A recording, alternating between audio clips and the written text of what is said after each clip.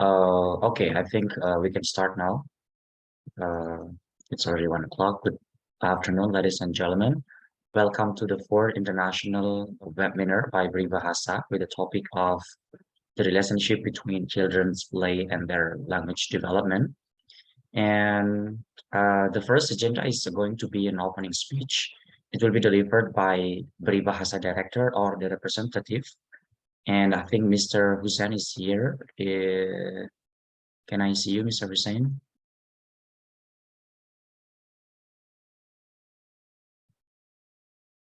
Okay, I think Mr. Hussein is here as the representative of Beribahasa.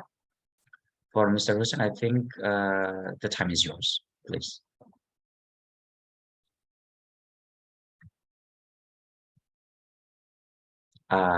We cannot hear your voice. Sorry, I think it's muted. Sorry, siap. Okay. Yeah, perfect. Okay, thank you. Hello everyone, good afternoon. I am Hussein, as team of Beribahasa. Hope you guys are doing well. First of all, I would like to say thank you to Mrs. Tuan Has as a lecturer in Vietnam. Nice to know you. It's honorable for us for having you guys here. Also, for all participants, thank you for joining us and support this event. This is our fourth international webinar, and it will talk about the relationship between children's play and third language development. This is in line with our communication to support enforcement of education. That's why Beribahasa as an education service held this international webinar. Since Beribahasa from in 2020, more than 3,000 students has a learning for language through the class that's the provide. Okay, for your information, we provide 5 language class: English, Japanese, German, Korean, and Mandarin. Through a platform, we help to connecting the language learning with the teacher safely, flexibly, and affordable. If anyone of you want to get more information or learning, you can visit our website beribahasa.com and find us on social media at Beribahasa. The last, I hope through this webinar we can get more insight regarding language development. Also, during this webinar, you may share by make a story maybe in your social media, and don't forget to take on us. And then let's begin the webinar. Thank you very much, and back to the MC. Thank you. Okay, thank you, Mr. Hussein. And the next is our core agenda, which is the presentation by Ms. Tuang. But before, allow me to read the short biography of her, so you can have a short information about Ms. Tuang. So Ms. Tuang is a lecturer at the Department of English, FPT University, Hanoi, Vietnam. She received 2 scholarships from the European Commissions to pursue 2 master's degrees in education in Europe, including the Erasmus Mundus Joint Master's Degree in Play Education, Toys and Languages, where she graduated with the Best Student Award. Her research interests include inclusive education, intercultural education, play and toys in early childhood education. She has published articles in high-ranking journals such as Culture and Education, Journal of Peace, Education, Children Youth Service Review, English Teaching Practice and Critique. And before that, Miss Tuang is a friend of mine, so I don't really address her as Miss, but this is a formal occasion, so I think I should formally address us as Miss Tuang. But how are you, Miss Tuang? It's been pretty long time we haven't talked to each other. Good afternoon, everyone. Can you hear me? Yeah, we can hear. Yes, thank you.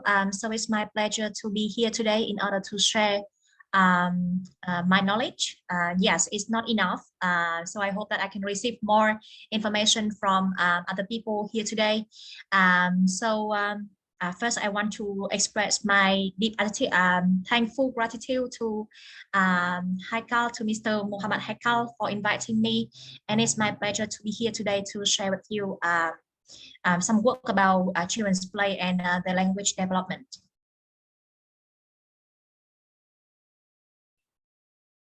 Okay, ladies and gentlemen, without further ado, please welcome Ms. Tuang. You can start your presentation. Okay, so I will share my screen right now. Please let me know if you can see the screen, okay? Sure. So you can see it, right? Yeah, we can, clearly. So you can see it like the full screen or like just Yes. like the full whole screen, right? Yeah, Whole the whole screen, screen, yeah. okay. So thank you. So our topic is about pretend play and children's language development. And before going to my my presentation, I would like to ask the participants here today to answer the question, what is play? So can you please join with the link or with the QR code that you see on the screen in order to give like some sort description about what is play in your opinion? Also, if it is possible, can you please write down some words or some ideas that you think of when you think of play? You can start writing on the chat box. I think I already made it possible for Yes. everyone to write. Yeah.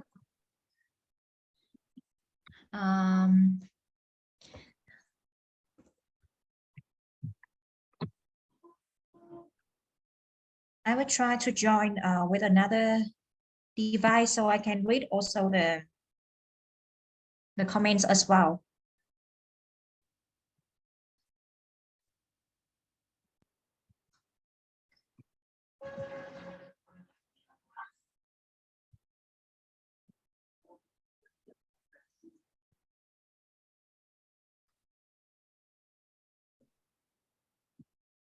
Okay, so can you please type what is play into the chat box?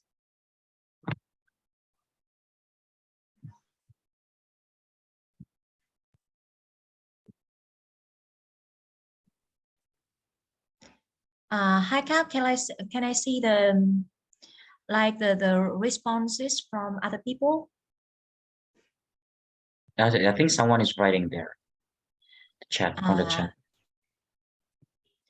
Yes, so Karina already wrote that something which can make us happy, something to do with others, right? Something that can make us happy, something to do with others. I totally agree that when we think of play, we think of something that is funny, right? That can make enjoyment and joy for all of us.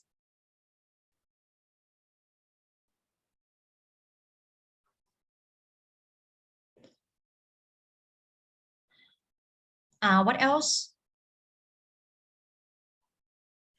We have another one. Doing something alone or with others. Yes, when we play, we can play something alone and with others. An action to enjoy a thing. Yes, so like a lot of participants, you see that enjoyment is a characteristic of play, right?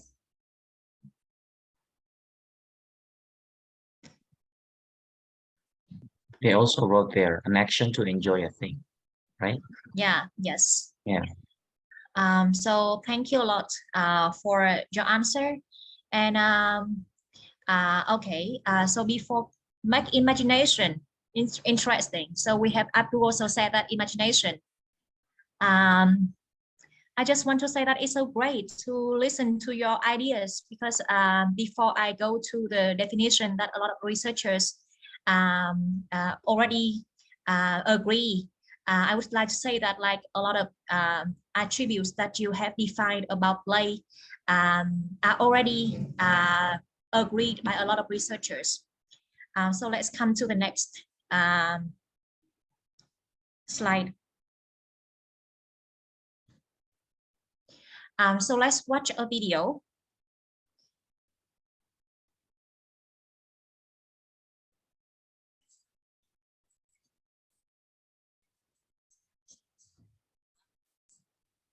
Sorry, can you see the video? And also, can you hear the video?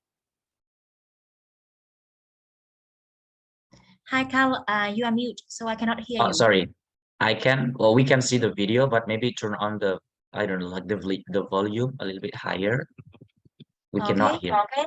Yeah. Can you Let me play it try. again? Yeah.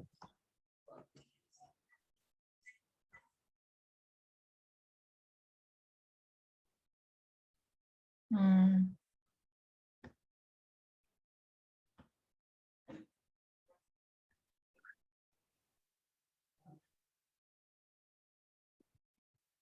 This foundation presents Yeah, children's perfect. developing ability to use Yeah, we can hear it. Go on. Okay, sorry.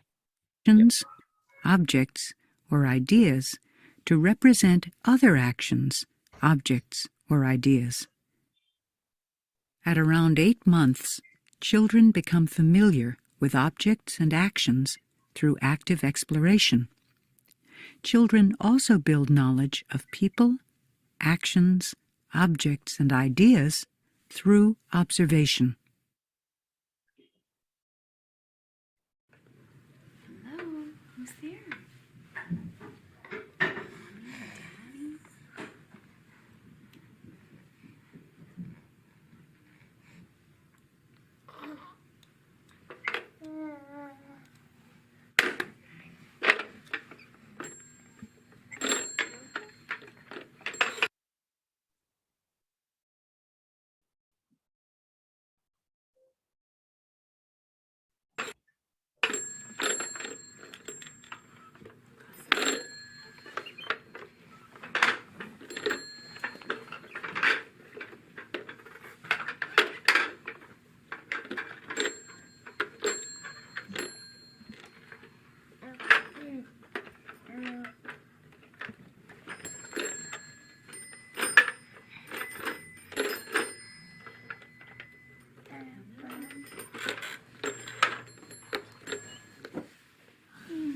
Oh, do you see baby? You want to play with baby?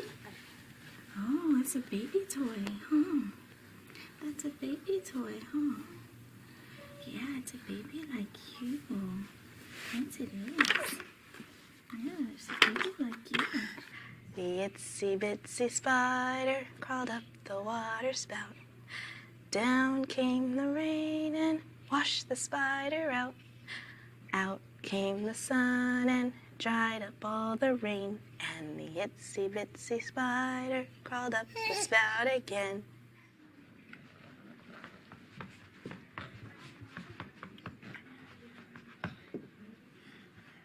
¿Quieres otro juguete, Brian?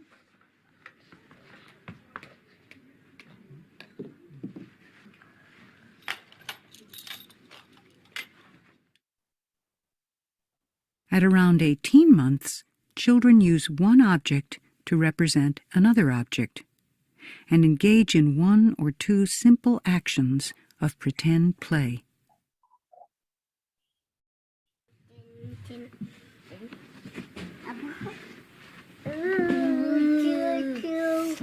Choo choo.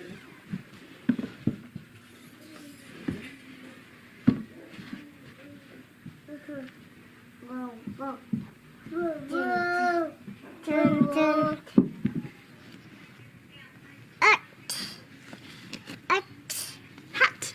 He's wearing a hat. Yeah. On my head, just like you and Marco's. Food on my head. Marco's head. Marcos, honey. You wanted to put it on Marcos's head?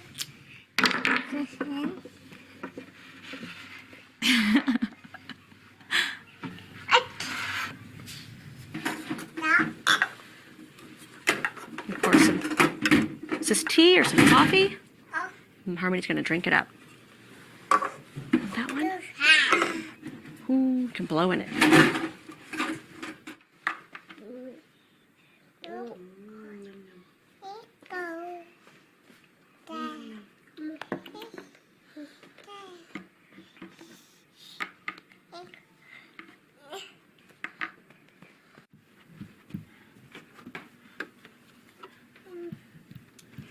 You didn't want me to feed the baby?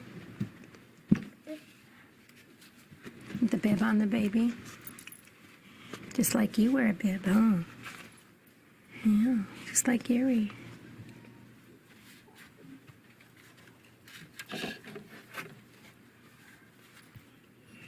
You feed the baby?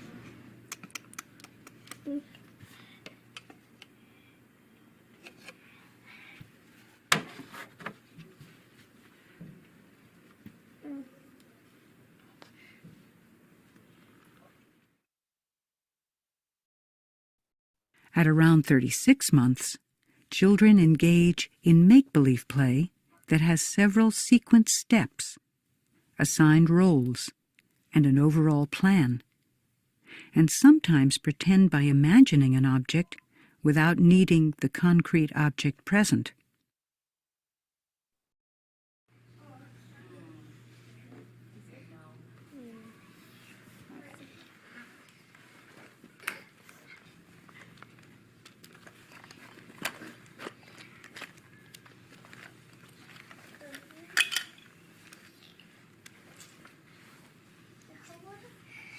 Take care of me. Keep an eye on him, Jacob. Can you help the doctor? Okay. Oh, maybe Jacob wants to help now too. What do you need? Are there other things? Ask them. Say, I'm not sure what you're trying to get. Ah. There it is. Maybe when you're done, Darius, Jacob can use the stethoscope. Oh, look, look. Oh, fabulous. Okay, do you know how to use that? Can you show Jacob how to use the stethoscope?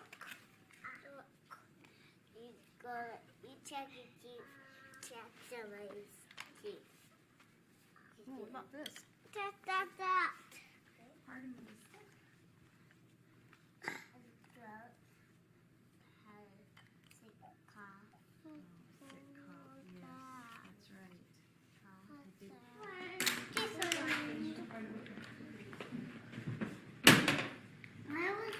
Maybe you could teach me how to throw these. Can you show me? Can you like that? Oh, that's how you throw it? But how do you hit the bat with your dad's bat?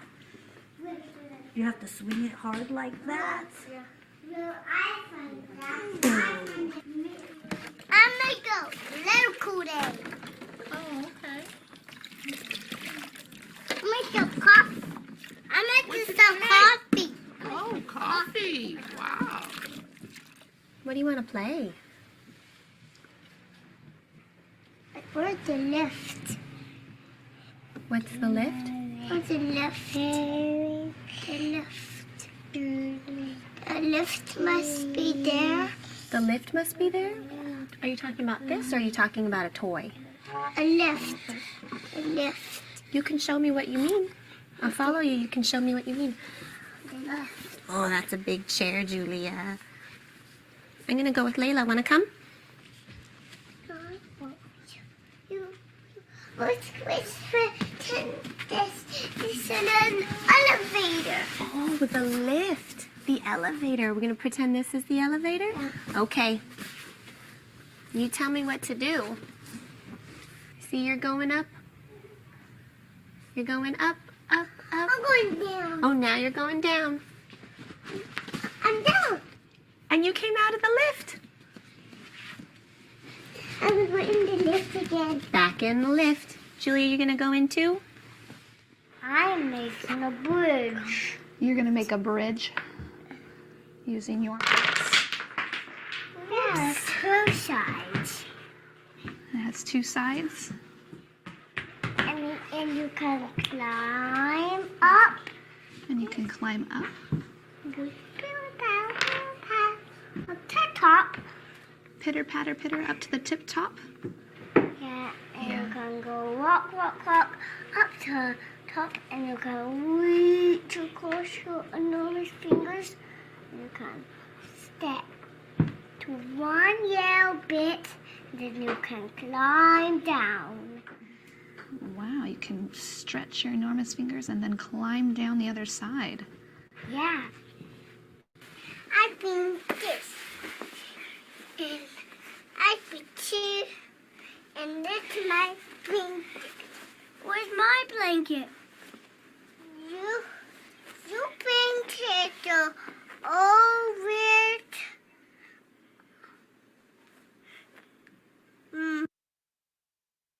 This foundation presents Sorry. children's So we have watched a video about symbolic play, right?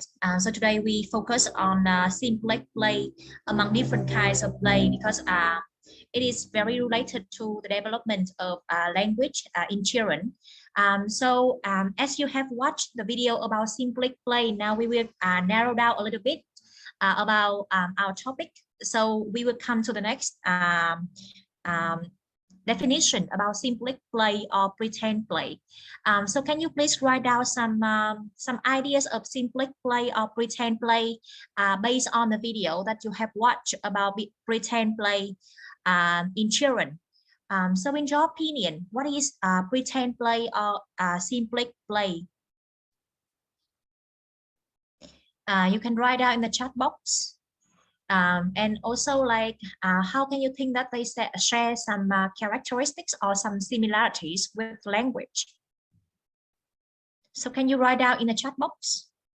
What do you think of symbolic play?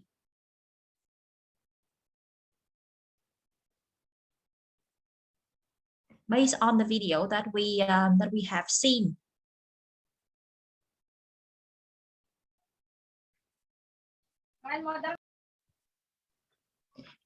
For instance, when I think of symbolic play, I think that like there will be some roles, maybe some roles that children will play. They can play as a mom, or in the video that we have seen, they can play as a doctor, right? So they can take care of the patients. So what about you? What do you think of symbolic play, and also maybe some characteristics that symbolic play share with language development or language? You can write down in the chat box, or you can scan the QR code in order to write out the answers, and then I can have a word cloud to show to everyone.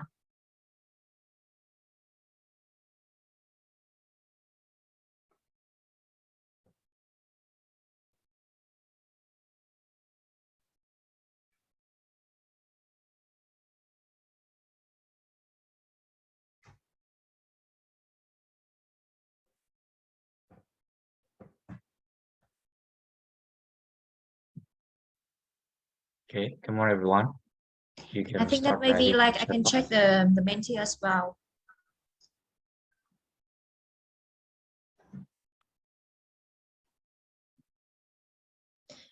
So Karina said that it is about communication.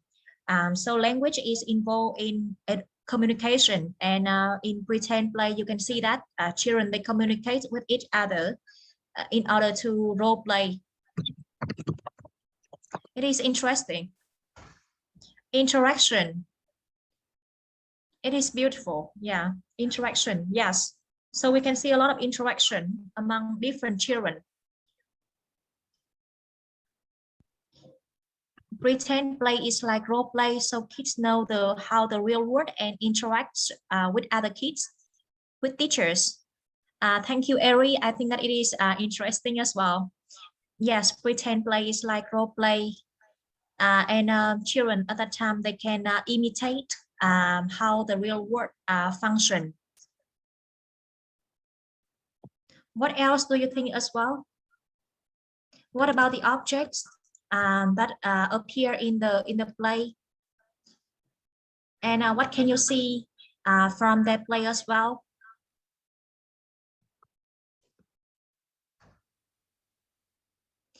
Learning, yes, they can learn. Another question is like what they can learn from pretend play.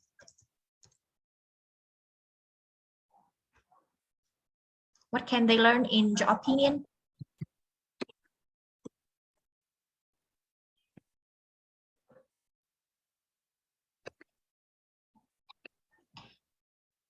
Maybe they can learn to communicate. Interesting. Abdul said that it is imaginative and creative. Yes, we can see a lot of imagination in their play, right? For instance, we have a child, and and she has a tent, and in the tent, she considers the tent as the elevator in order to go up and go down. Very imaginative. Yes. Transform their reality into a world of their own. Yes. they transform the reality. So for instance, we can see that many things in the reality, in the real, right? For example, they have the water, but then in their play, the water change into the coffee. So they say that like, I'm making a coffee. What else? Okay.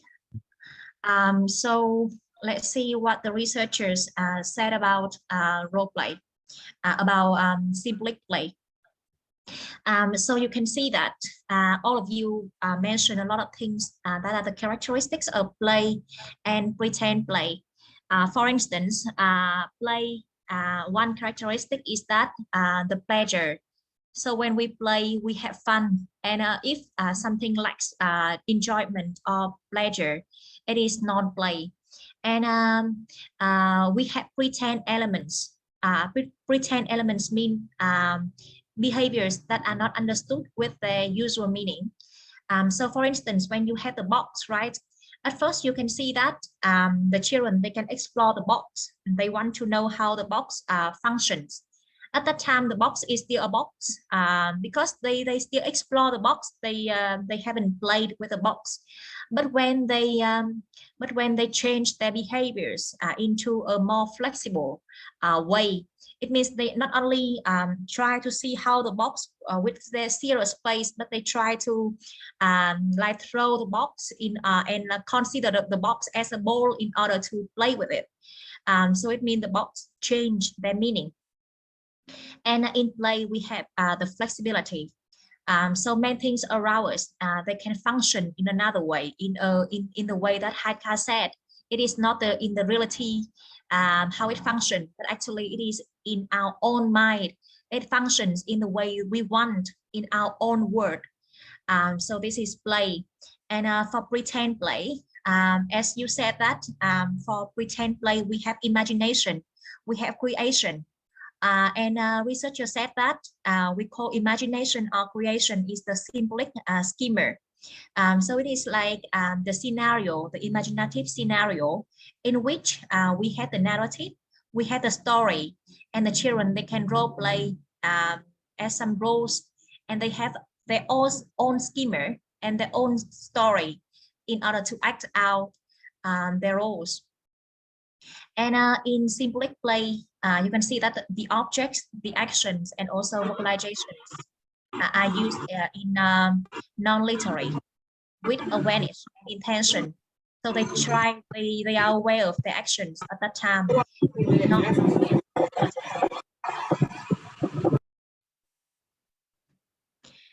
So this is about play and pretend play. So you can see that for pretend play, we have said, you can see the role and also the object from a transformation that combine pretend acts to a sequence of events.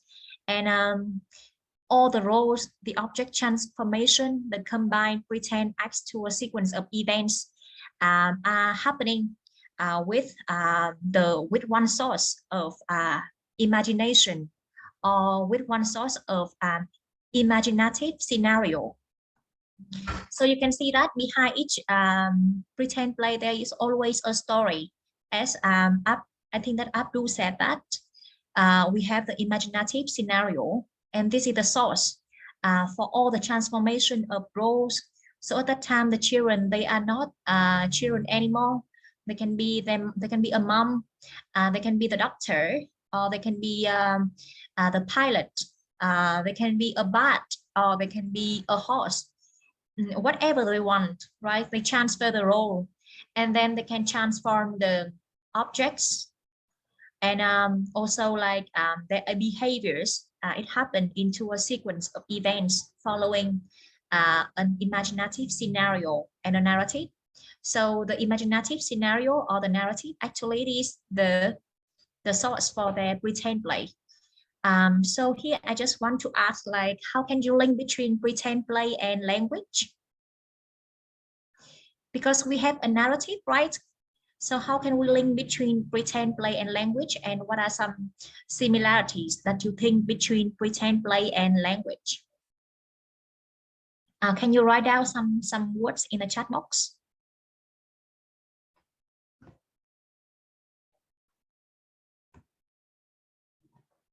Can we see the question again? I think you're moved to previous slide. Okay, let me try again with the question. Okay. Oh. Okay, here. What are some similarities between language and pretend play, and how does pretend play support language development? So can you write down something in the chat box?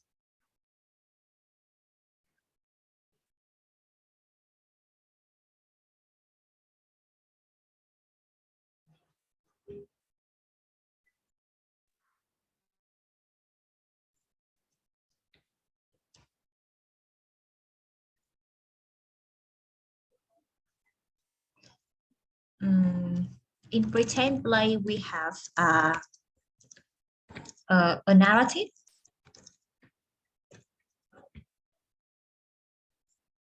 So maybe the narrative can be like can be a similarity between pretend play and language, because a story is built by without a word or without language. We cannot build.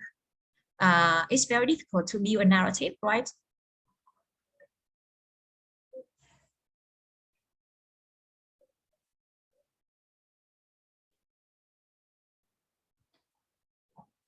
What about others? What do you think of some similarities between pretend play and language?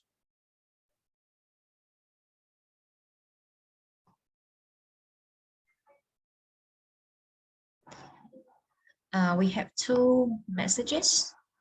So Karina said that pretend play needs language, and Eri said that pretend play and language both have interaction. Yes, in pretend play, when children plays with other children, so we have interaction, and that narrates a very important and interesting idea that both of them are subconscious.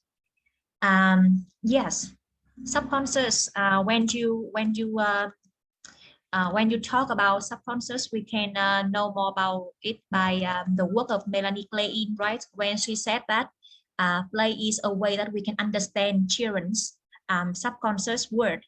For instance, like the things that they are worried or the things that they don't want to show to others, they can express in their play, or the play is the way that they can express all the things that all their very deep feelings, and even their anxiety. They can also share in play. And for language, yes, when we talk or when we speak, sometimes it with an awareness, but sometimes it can be subconscious. Brian said that developing a higher use of language faster. Yes, when children develop language, they can involve in pretend play more. Very interesting. Thank you. And for Abdul, Abdul said that learn about themselves and the world, and dramatic play experiences are some of the first ways children learn about their likes and dislikes. Okay. So from what I found is that this is my opinion, and I think that like from our topic today, we can also add more things that we have found about similarities between language and pretend play. So do you remember the key element of pretend play? I based on the key element of pretend play in order to find out the similarities between pretend play and language development. So the key element of pretend play is the narrative or the imaginative scenario. And the imaginative scenario is the motivation, or it is the source in which children, they can create novel words, or they can combine words, they can make sentences in order to role play, or in order to fulfill their fantasy. So sometimes in the reality, actually we don't have this kind of words, but they can even create new words just in order to fulfill their fantasy, because the inside word and the story inside their mind, they need those words. And in the reality, they haven't known that, they haven't heard about that. but they just combine in order to satisfy what they need. And also they have some speech acts. So actually when they interact with each other, they have some speech acts in order to role play, in order to carry out the script or the story that is inside their mind. Each children, when they participate even in the same play, but each children, they have different scripts, and then they have speech acts, not only in order to carry out, in order to conduct, to actualize their scripts inside their mind. We have different participants, so it means we have different stories. It means that we also have different speech acts that are exposed in their play. And also sometimes in that place, when one child wants to do to one direction, but another child, because of their story, so they want to go to another direction. So at that time, they also need to negotiate with each other in order to maintain the pretense, and also in order to maintain the play. So the speech acts not only to actualize the story inside their mind, but also in order to negotiate with each other to keep the play ongoing instead of stop the play. So it means they develop a lot of social skills when they pretend play with each other. So this is the reason why I want to share that pretend play and language development, they have the relationship, because with the scenario by pretend play, children can develop the way of using words, making sentences, and also of using speech acts. And on the contrary, when they have a very high level of using novel words and speech acts, of course, they can engage more in pretend play, and that pretend play can develop in a higher level, as one participant, Brian, said. So this is relationship between pretend play and language development. So here I think that like pretend play is the environment. So in when children participate in pretend play, they can receive language input. So the language input is from their peers, from the teachers, but also they also practice using the language, which is the language output. This is the reason why pretend play is a very rich environment for children in order to practice, to develop their language. So some research also point out the link between pretend play and language development. For instance, you can see that studies have pointed out the link between pretend play and syntactic development in some following aspects. For instance, the level of using syntax and the combination of words in a creative way to fulfill the needs of fantasy.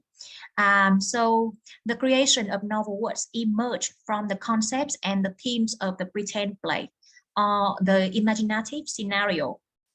And children aged 3 to 6, do you remember that in the video that we have seen before? So they said that when children at 86 months, right, they can use imagination, and they can develop a lot language in order to involve in the pretend play. So researchers also found that children aged 3 to 6, they can use even indirect verbal strategies to manage disagreement and avoid conflicts. So girls tend to make their requirements soft, whereas boys are likely to be more assertive. However, when it comes to an argument, boys often utilize mitigating utterances to keep peace, and the mitigation that boys make is often seen in conversation among adults. So you can see that like how pretend play and children, the link between pretend play and the way children use language, especially speech acts. So these are some findings from researchers, right? So the next is the question for you. So what can parents and teachers do in order to facilitate pretend play and children's language development? So my question is that what can teachers or parents do to facilitate children pretend play and language development?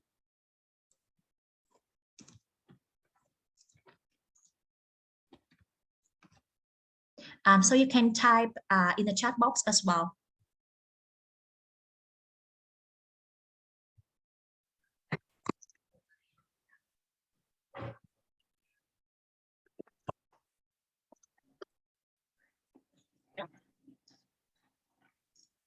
So like I said that we can be their partners during play. Yes, we can be their peers, right? We can be their peers during play and be the partners, not adults, right? So when we play with them, we are not adults to play with children. We are their peers. So we have educational toys. Every said that we can have toys. Yes, interesting. Yeah, we have peers. We can be the peers. We can be the toys. And I just want to ask, like, what do you mean when you said that you are their partners? Use pictures. Interesting. Abdul said that we can use pictures. What do you? We just need time to play. Even we can use our fingers. Yes, we can use our fingers and learn to pretend play with them. Yes, interesting. So we have like all materials around us, right, in order to pretend play with them. My question is, what do you mean by being their partners? Yes, what do you mean by being their partners or their peers with children?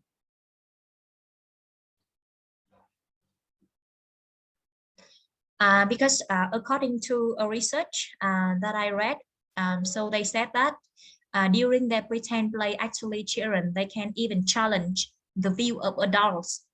It means, for instance, in our world, we have like ranking. We have like ranking for the rich, for the poor, and in the way children play, they can even challenge this view. So Eri said that people to interact, and Karina said that we act like we are their friends. Yes, we are their friends. Not we are like someone who are higher than them, right? Who know more than them. Actually, we are like their friends. Play fun games with reward punishment for do's and don'ts. So Chasini posed a very interesting topic about reward punishment, right? Punishment. Yes, it is related about the discipline. The discipline, and it is also related to teach children how to behave. But actually, sometimes when we use a lot of punishment, it can have like some even negative impacts on children. So we also need to know how to use them in an effective way. Like it means like we are their friends, not someone who know more than them, who are higher than them, and they are someone like who don't know everything, but actually not. Children, they know a lot of things, and they are really amazing. So Abdul said that we can commit a relationship with someone else. Okay. So thank you all for your participation. So from my opinion, for children, for teachers and parents, we can create an environment for children to play. So children need space and time for them to play, because sometimes when we have very short time for them to play, it's not enough for them to create a story. And especially when they are into their story, and the story is come to the climax, and at that time we ask them to stop when they are into their story. So it's something a little bit like sad, for not enough for children. So we need to create an environment for children to play with toys, and they can lead the play, and we have to spend time and space for children to play, especially to have to lead them to, not to lead them, but to take them to some outdoor space, so children can play not only inside but also outdoors. And we can provide them or offer them with a wide range of materials, but not too many toys. The reason that I think that we shouldn't provide them with too many toys at the same time, because I think that like at the same time when they have a lot of toys, maybe at that time they can be confused and not to play with, not to spend enough time for only one toy, to be creative enough. when you have less options, you need to think more, you need to be creative more. But when you have a lot of options at that time, it can be a problem. So this is the reason why I think that like at the same time, we shouldn't provide them with a lot of choice, but we need to provide them with different materials. Like today, maybe we provide them with like some natural materials like the leaves or like the wood, so they can like pretend play, or they can make some toys for them, and tomorrow we can provide them with other materials. And as some participants said, we can be their peers, and we can provide them with pictures. Yes, we can provide them with pictures, with stories, with all the images outside in the reality. We can take them to outdoor space to participate in some outdoor activities, and we can take them to some toy museums. Because in some toy museums, we can have like the toys, and the toys, they can reflect the life of different times, what happened at that time, and also the people's belief at that time as well. So children can learn more about the toys, about the world, about the history, about different stories, and of course they can use the imagination to play with toys. So this is my opinion about what teachers or parents can do to facilitate children's play. And of course, we can also be the model for the language as well. For the reference, so you can check more about pretend play and early language development relationships in this link, and also this paper. This paper I wrote in 2020, and I summarized different ways that pretend play and early language development is linked to each other. And the last thing that I want to say is that thank you for the presentation today, and also for participating in the presentation. And now this is your time for Q&A. In general, thank you a lot. It's my pleasure to be here today and to share with you and learn from you. Very interesting opinions and very interesting ideas. I hope that like from your ideas, we can add more values or add more things to the relationship between pretend play and language, and we can develop more interventions for related to pretend play and language. Thank you. Okay, Tuan, thank you very much for this presentation. It's very interesting. It's suddenly recall my memory about maybe 3 years ago when we studied this kind of informations, and I think it's also interesting to know the idea about what is the benefits of play. Maybe we are as an adult without knowing these benefits, what we think about children's play. It's just about play, wasting of time, especially coming from Asia, like our parents always prohibit us to play or to use our time mostly to play, and just some kind of setting some boundaries there. You play, and okay, you study as well, but the idea of the benefits of play, it's like huge, and one of them is about the benefits to language development. And I think, ladies and gentlemen, for this question Q&A sessions, I think if you have some questions, concern, or maybe some ideas to share, you may speak now. Like maybe you can open your camera and talk, or you want to chat on the chat box, you are also like welcome to do it. Can we have some people to have a questions, probably? Everyone?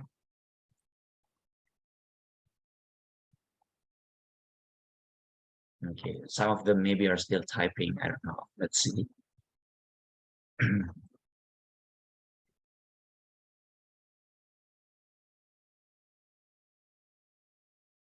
Okay, we have there. Can you see it, Tuang? Let me. Sorry, I cannot see anything. No one. I'm sharing from the Q&A chat box. Okay, so the question is that I'm doing my final project at my university on educational toys. What should I do to approach children so that during research children will be comfortable? My suggestion, but I also open the answers for other participants as well. So I think that first it takes time for you to be friends.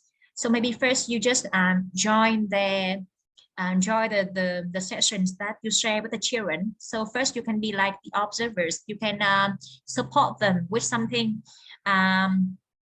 I remember that when I went to a primary school in Spain, so in order for the children to get familiar with me at first, like I just be their friends and be a person who support them.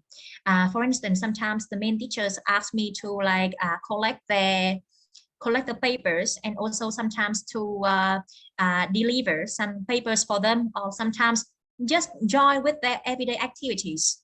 I mean, like just take time to join with the everyday activities, to do step by step, to play with them, to play with some toys with them, and also like so they can get familiar with you. Like it's not like suddenly one day and they can be familiar with you. And when the children they feel safe and they feel like they can share with you more, at that time I think that you can introduce the toys to them, so that you can carry out your intervention with children at that time. So it takes time for you to get familiar with them by joining their everyday activities with some lessons. Okay, maybe we give a chance first to someone who wants to talk who wants to ask directly, maybe. Yes. Anyone? Before we heading to the chat again. Does anyone have like a direct questions, or you want to talk directly to Ms. Tuang? Okay, if not, let me share another questions here. The second one before, I think it's before Muhammad Irwan. There you are. Can you see it? Yeah, so the question from Iwan is that are the educational toys or educational games effective to overcome the anxiety among children while learning? So my answer is that researchers suggest that play actually is the way that children can recover from the illness. So you see that when children they are really sick, or they have like physical pain, but they still want to play because play brings a lot of joy and fun. And when they have fun, actually they can like it is the way that they can recover. And sometimes actually Freud and Melanie Klein also said that it is like the way that they can like release the anxiety, because like for something like for the deep feelings or something, even their fear, the anxiety, they cannot share with other people, but they can share during their play. So the play is like the unconscious mind of the child. The educational toys or educational games, actually educational toys or educational games, they are designed by adults. So I mean, like when we apply something designed by adults, we need to the design need to be like from someone who are trained to know how to work with children, because this is what I think, because sometimes we think that it is like the choice for them to release the anxiety, but we focus more on learning, on achieve the things that we want, like to learn, to practice. I don't think that it can be like quite effective to overcome anxiety if it's just like to for their learning. Like it's just the way that we want to force them to learn. So I think that like we should, when we design something, we should focus more on children's like children's ideas, children's opinion. So it can be like the question for your project as well. So you can interview the children, like how after they play with the toys and the games, do they feel like less anxiety, less anxious, or do they feel like really release their stress after they use the toys, the educational toys, or the educational games? Yes, it can be like a project for you to research as well for E1, to see if they are really effective we should ask the children because they are the one who know more than us. And the next question, I think that there is a person who is raised. Yeah, I think Teguh Budiarto, I think he raised his hand. Hello, Uh, can you listen to my voice? Ada zoom yeah. dulu. Ada Yeah. zoom sendiri sebentar. Temanku. Halo. Halo. Yes, we can Yeah, hear. yeah. We can hear you. We can hear. Okay. Thank you for the time being given. Actually, let me introduce myself first. I'm a teacher for secondary school. I'm teaching English in my school, and actually, the topic today is very interesting for us as a teacher. So, to the point, to my question. Yeah, actually, in the field, in the classroom, I myself as a teacher would like to create the situations of the classroom as happy as possible. Want to make my students not feeling with that anxiety about the lessons, blah blah blah, and so on. But in another hand, there is a demand from the government that we have to fulfill the curriculum demands like that. So if we stand on one foot, I mean, we create the classroom as happy as possible, but in another side, we don't have enough time to fulfill the curriculum demands from the government. So what's the best advice from you for a teacher here, Mrs. Tuan? Thank you for the time. Yeah. Yes, so thank you, Tegu, for asking a very interesting question. And I think that this is not the case of Indonesia, but also like a lot of countries in Asia where we focus a lot on study, and we are the one who experience a lot of burden from the government and from the curriculum. So we know that like how to balance between a happy class and to fulfill the requirements is a difficult question.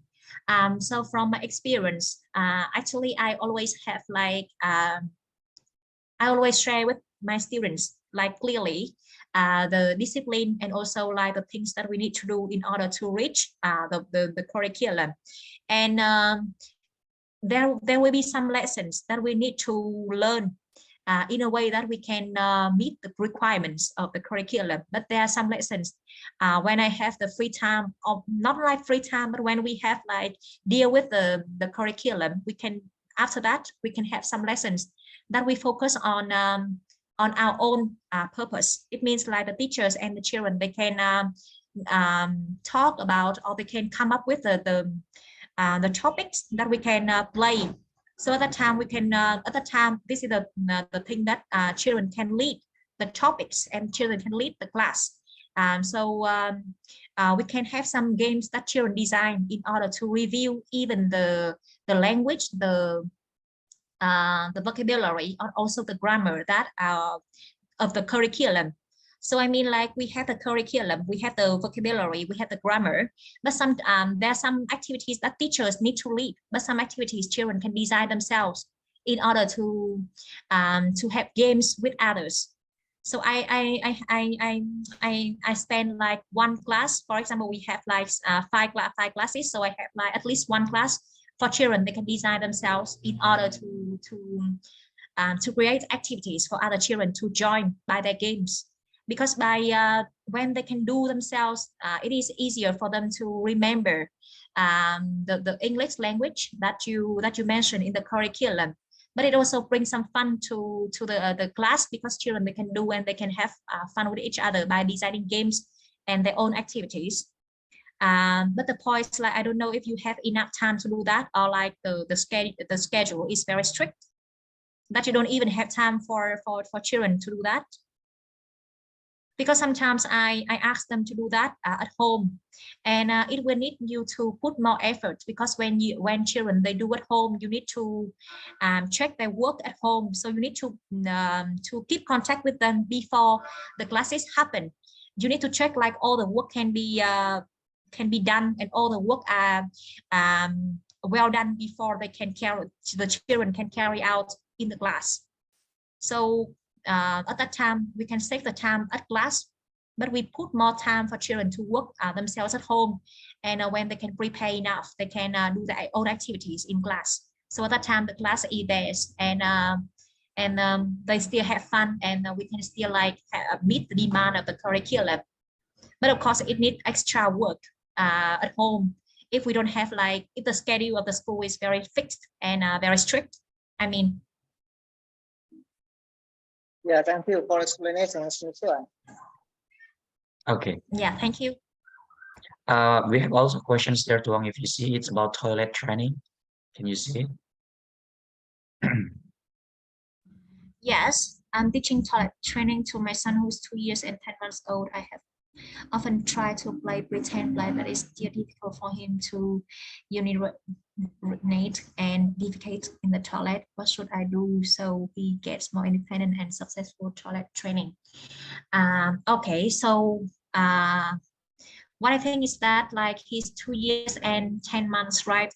So he's still, it is still like the long time, the long journey in order to be successful in using the toilet, because like the age is not too, it is not like a 5 or 6 years old student in order to put the to be successful in using the toilet.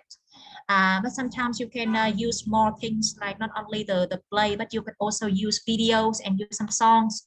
For instance, when I play with children, or when I do some routines with children, I often use songs, and I use songs as the signals for them in order to do the things that they want. For instance, you know that there is a clean up song, or there is like brush your teeth song.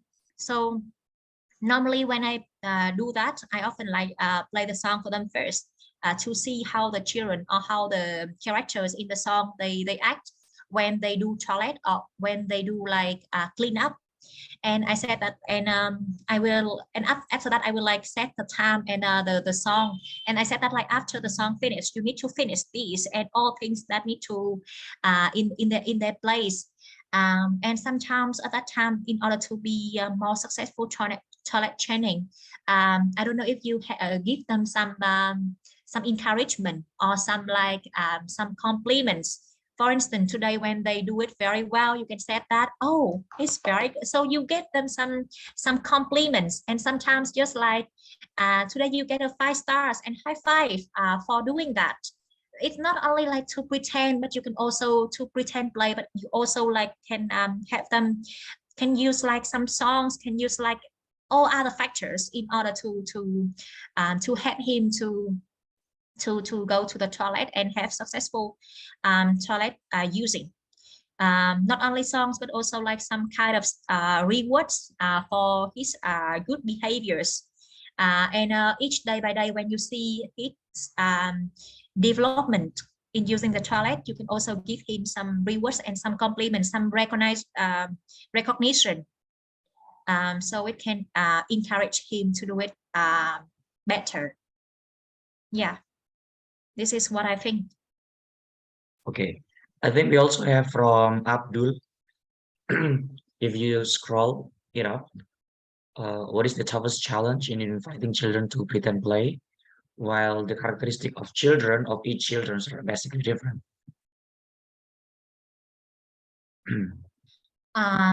What is the toughest challenge in inviting children to pretend play while the characteristics of children are different? So from what I think is like, it is related to play work.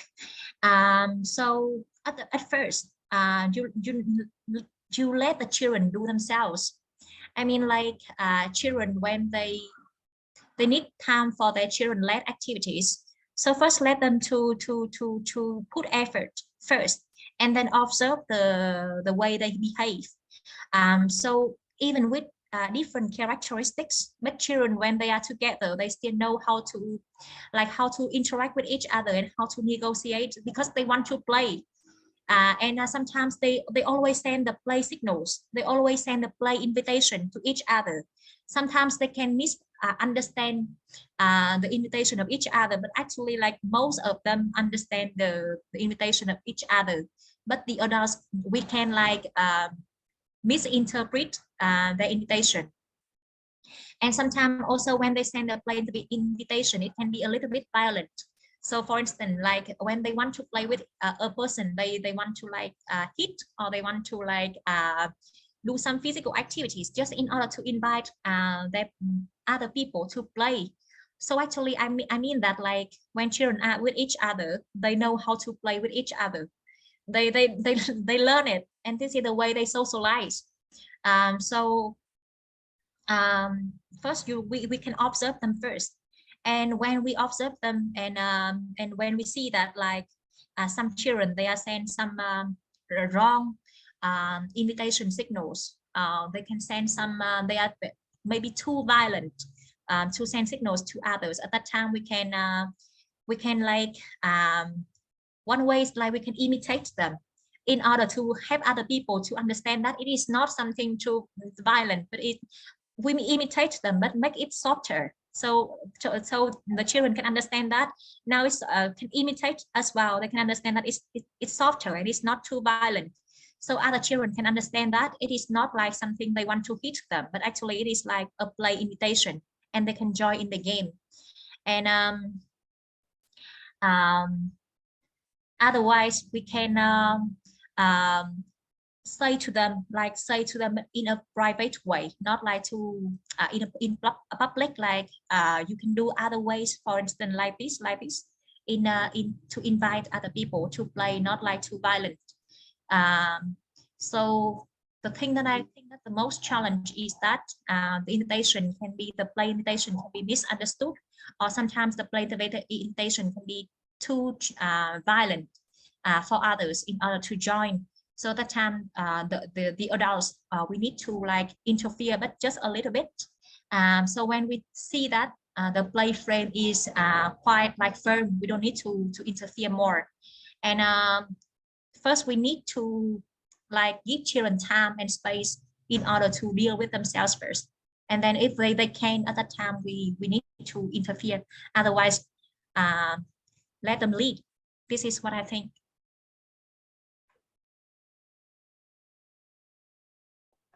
Okay, thank you. Yeah. Do we have more questions here, everyone?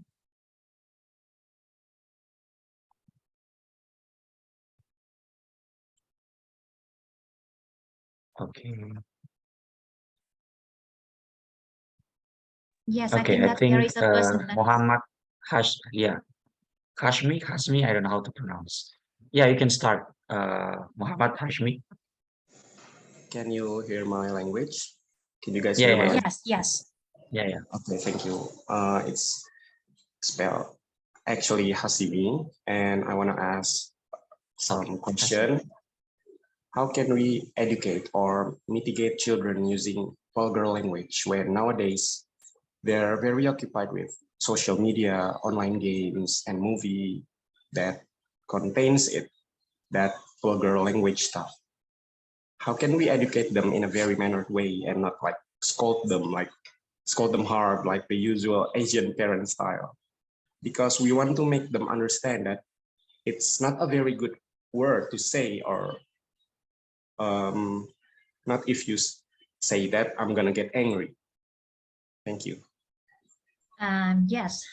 So this is the reason when I want to ask you about when you mean like you are their friends. So what do you mean? When you play with children, you say that you are their partners. What do you mean by partners?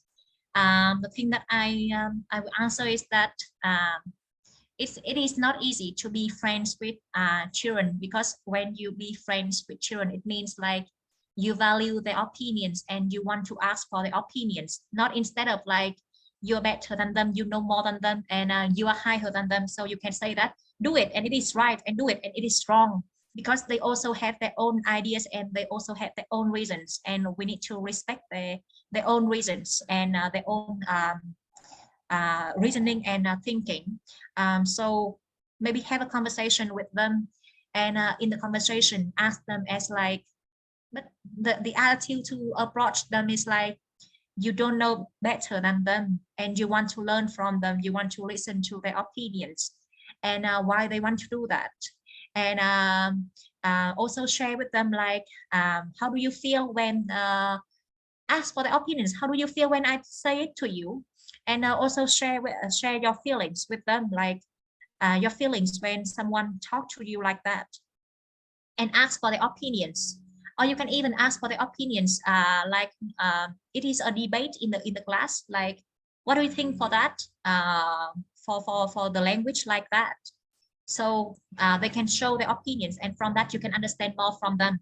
And from that you can also like give their own opinion, give your own opinions, but like let them the space in order to think, to reflect, because you give their opinion, it is your choice, but it is not, you cannot like, even for adults as well, you cannot like make the opinions, your opinions, immediately the opinions of other people.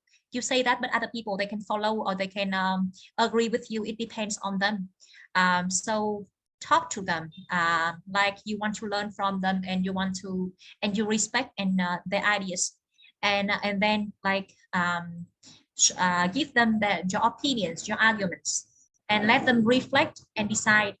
Let them reflect and decide, and then organize some debates and share with them, share with them your ideas. But of course, for younger children, we can also use like disciplinary with rewards, but not to like many punishments. Instead, we can ask them about like some consequences of their activities.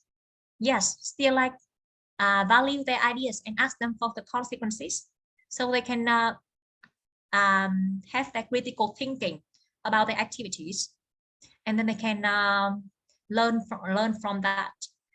This is what I think. Thank you. Thank you for Okay. the answer. Okay.